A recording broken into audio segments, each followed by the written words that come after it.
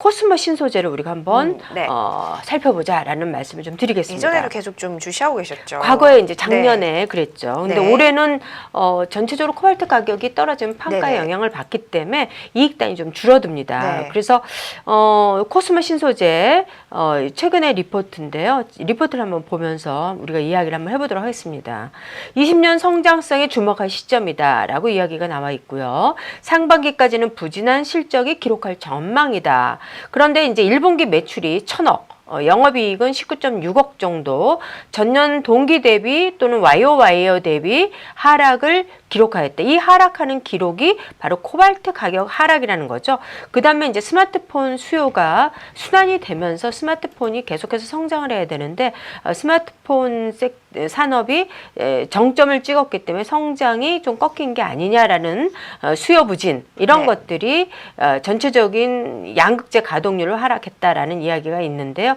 이럼에도 불구하고 좀 과도하게 너무 바닥을 빡빡 기는 게 아닌가라는 생각을 가지고 있고 이 회사는 신규로 준비하던 ESS용 최근에 ESS가 발화가 좀 많이 있어서 오늘 이제 뉴스가 나왔더라고요. 그래서 제가 좀 뽑아놨었는데 이런 것들이 ESS 저장 장치에 대한 발화를 잡아준다면 원인을 정확하게 잡아준다면 아무래도 이 코스모 신소재는 좀 수혜가 될 관계가 있고요.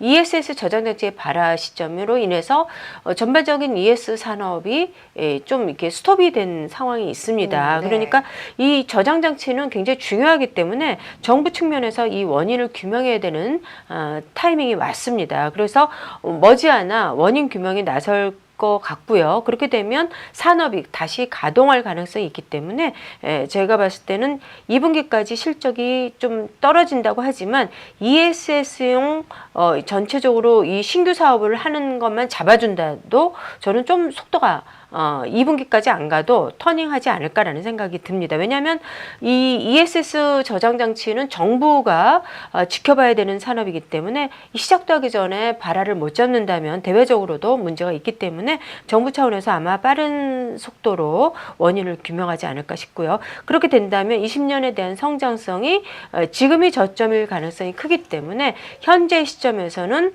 저점을 통과하는 과정이 아닐까라는 생각이 든다는 거죠. 그래서 2차 산업, 우리가 2차 전지에 대해서는 반드시 필요한 산업이고 전기차에 대한 수요도 이제 시작이기 때문에 지금 당장 코발트 가격에 영향을 받는다고 하지만 향후에 시간이 흘러가면 저는 긍정적인 가능성일 것이다. 그래서 현재 관점은 쌍바닥이 13,700원, 그 다음에 현재 관점은 14,300원을 지으면서 왔다 갔다 하지만 충분히 16,000원까지 가지 않을까라는 생각을 가지고 있어서 16,000원을 직전 고점에 여러분들이 1차 목표를 제시해 드리고요.